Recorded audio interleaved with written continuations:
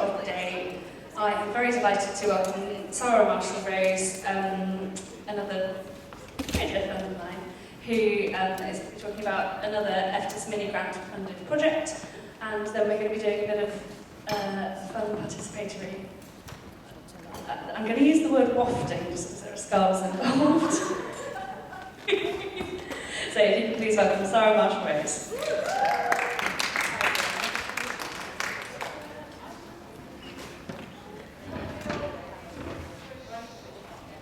I need to switch on anyway.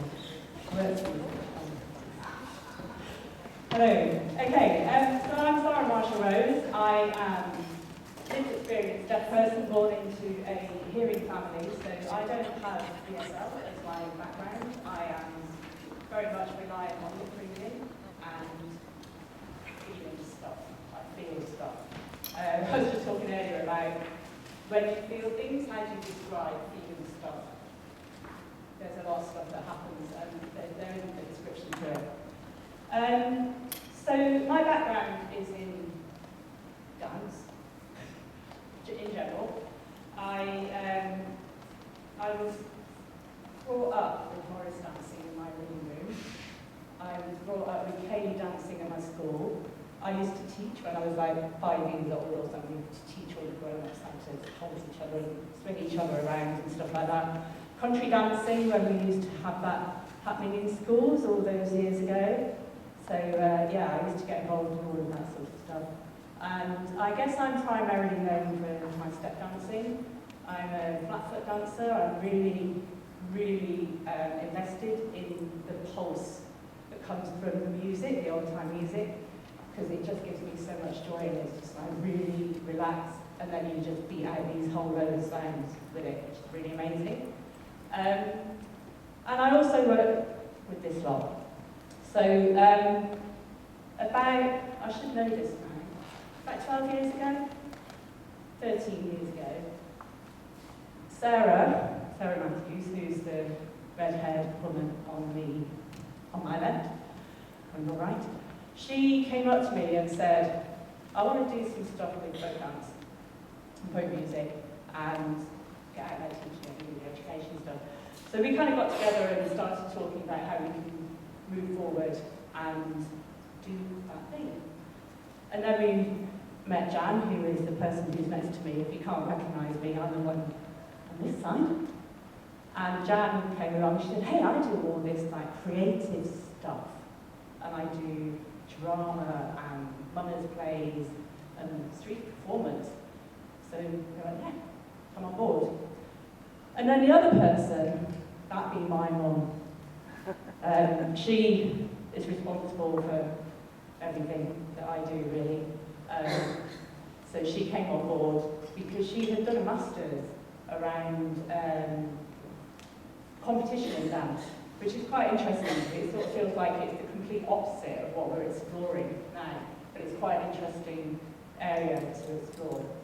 So the four of us came together, and we used to have somebody called Aileen Smith, who's an amazing clog dancer. She used to deliver with us.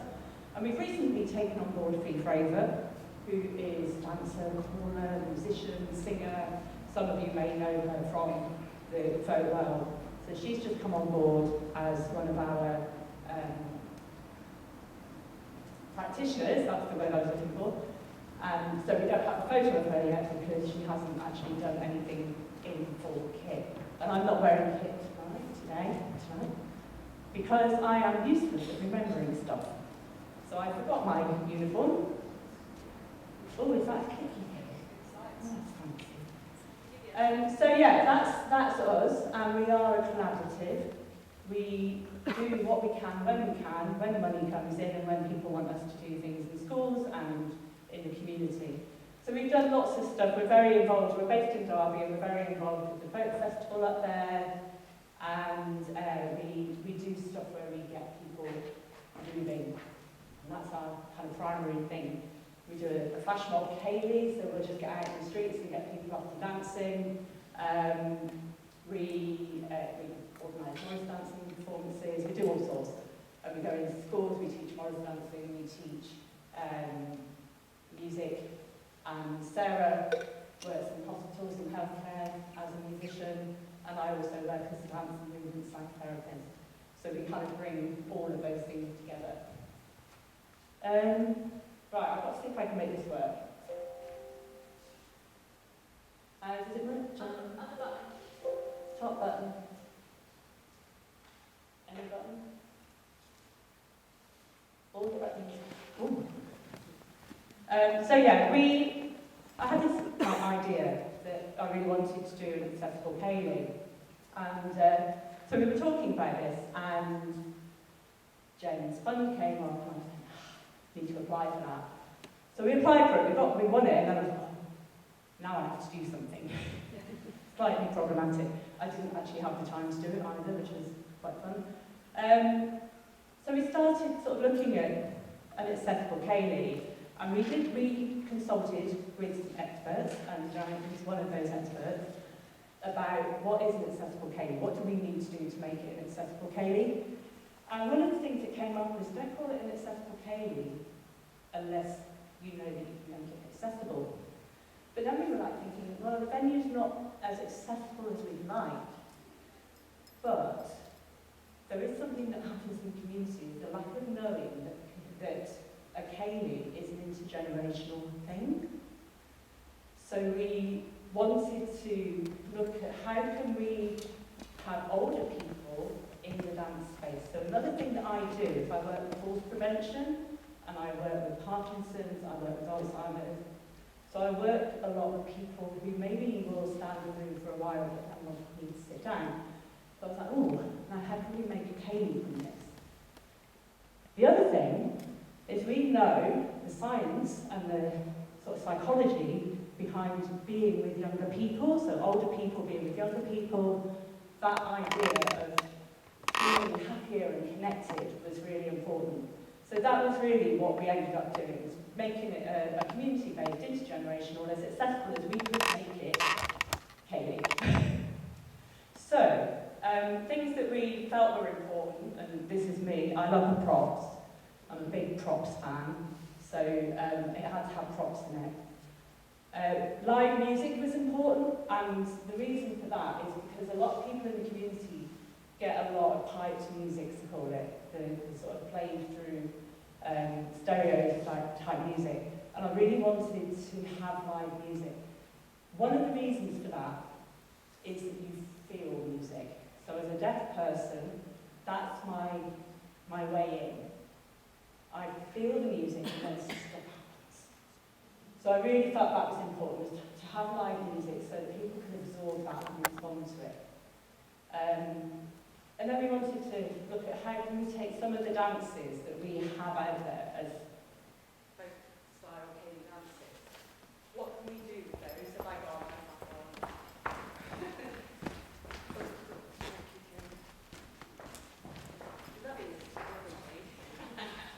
Thank you. So yeah. If you're going to turn a little bit. Okay. Yeah, so I wanted to take some of those dances and break them up, tear them apart, start again, write new stuff. And you'll find out later that I kind of did that quite a lot. So yeah, just taking all of those ideas, and as a team we just kind of pulled it all together, and we had a really lovely time. So, these are just a few photos. I'm not big on presentation stuff, because I think you can do deaf by PowerPoint quite easily. I'm somebody that's been in education forever, and I have to sit through a lot of slides. It's like, oh. And I'm a mover. I don't want to be sitting there. So, the photos are not great, but they're just an idea of some of the things that we started doing. At the time, 3 of the members of Folk 3D were, one has fibromyalgia, so was feeling particularly in pain at the time, and 2 people were undergoing operations on knees and hips. So there was already this need within the team to start thinking about how we adapted. It was really useful because they were able to go, this is a way that I might access the dance. So we had this little community thing. We only had about 10 people turn up. And there was only 2 children, and they were the tiniest children. So it didn't quite go for the whole age range. We tried to think about what time of day we need to do this, when people access it. One of the things about ceilidhs is they're quite often late in the day, and so access in terms of travelling, time of day travelling, darkness. If you're somebody who maybe has visual challenges or anything like that, you've got to be able to navigate outside in the dark. So we were kind of thinking, what's a good time? But also, if you've got children, what time do they finish school? What time can they come and do this? And do this before tea time, after tea time? It was a lot of work. We ended up on a Friday afternoon after school, and that was just all we could do at the end, because we didn't have availability to do it on a weekend. So we ended up doing it on an afternoon. But as you can see, people have adapted the dances by having people that were mobile, moving around the outside, and those that were seated were in the middle. We're going to explore it a little bit, so you can see the props. So everyone that came, none of them were folkies, none of them had come across folk music dance before. One of them was a family, a whole family, like grandparents and right down to, so grandparents, parents and children. And then there was a few other people that came along as well that thought of, oh, what is this? So we just kind of had fun, basically. That's what I do. I make sure people have fun. And if you don't have fun today, I apologise, but it is what I try to aim for. One of the things that I think is really, really important when you're running any kind of event is to give space for people to be present and to be accessing something, the activities, without having to do the activity in its entirety, but be able to absorb it. So the people at the back of the room there, they'd chosen to sit there, but they'd also chosen to take some props. And they were having a right old laugh, and they were waving them around, and it was really lovely. They were still very much part of what was going on. And for me, that's a really important part of community and dancing and moving together. So again, this is, we were doing, you've experienced a couple of the column dances, the long way set dances as we call them. So we were kind of playing around with how can we be in a long way set with people who are seated and people who are mobile. So we had a play with what that might look like. How can we play with that? So it's very much an experiment. It's what I do. I'm not very into doing it without an experiment in there somewhere. So yeah, that's kind of, that proves that I was doing it. So I had to stand up there and talk to them. One of the things that was really beautiful about this was that you could take a dance and do 2 moves and that was it. That would take 3 minutes, something like that, and you've done 2 moves, and that was okay. And we could sit and we could have a laugh, we could recover, we could go on to the next thing. There was no pressure. It's really, really important for the pressure to be taken away so that people felt they could engage. And there wasn't really any point when people weren't engaged, which is really lovely. So again, you can see, this one was quite nice. So when you've got a taller person and a smaller person, how do you connect without having to bend over, without having to stretch across? So we looked at using scarves as a tool to support that. So sometimes that's by tying it on. So we've tied them onto chairs and things. We've done all sorts of things where you can tie them on and then one person holds on. In this instance, we did check that they were okay about it being tied on. They chose to do that. So the child has got the scarf tied around her wrist, but then everyone was being mindful of how she was dancing so that she could have connection with both grandparents at the same time, but also she felt like she was very much kind of part of what was going on. It was really lovely. I think you're nearly there. So we did a beret. So the French style of dancing is, I just love it, it's so beautiful. It's very much where you connect, and there's a lot of hand-holding within French dance. So there's a few people here who don't want to hand-hold. So they had an option, and they used scarves, and using the scarves meant that they could do these beautiful movements without actually having to connect, but they were all dancing together.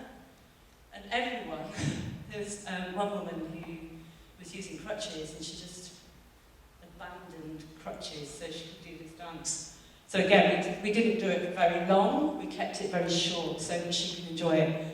One of the key things as a caller is watch your people, watch what's going on, because as soon as you start to see any tiredness or anything that's kind of impacting on somebody's ability to enjoy it, then you can start asking the musician to wind down, and you can do that much more easily when you're working with live music. So yeah, that's kind of where I'm just talking off the fly here. So key takeaway points, I can't see them, so I'll let you read them when the sun's disappeared. Yeah, having a fun, relaxed atmosphere. Deliver the dances in stages. So if you're using a traditional dance, just break it down. Teach one bit, dance it, go and have a drink, have a break, come back and do the other bit. Do it at different parts of the session as well. You don't have to do the same bit of dance all the way through. You can break it up and do it across the day, the session. I've forgotten what I wrote on that bit. Oh yeah, be playful. Be playful. Use your props. So if you have got props, they're great for those connections for the people that feel less comfortable with touching. Language is important as well. How you language something is really important. What words you're using as you're describing things. I really liked the idea of using the colours to mark out the signs and where to go. But yeah, I tend to not genderise my calling, and I tend to try not to give any kind of, like some people use angles and stuff like that. I try and do positional as much as possible. I try and use the dance that I have in me to help with the positioning, and it does take a bit of time to get your head around that, but it's worth trying. Be curious, creative, playful, be responsive, plenty of breaks, and provide drinks and biscuits. Key. Drinks and biscuits. If you don't give people drinks and biscuits, they ain't going to be happy. So that's what we do. We got the drinks and biscuits. So I've kind of just given you a quick overview. I'm just forgetting what I'm doing now. This is how I do this. Yeah, it's the end. So I'd really like to invite you to come and have a play. So there are props already out of chairs. There's some props on the side there I can bring around. If you don't like what's on a chair, come and have a look.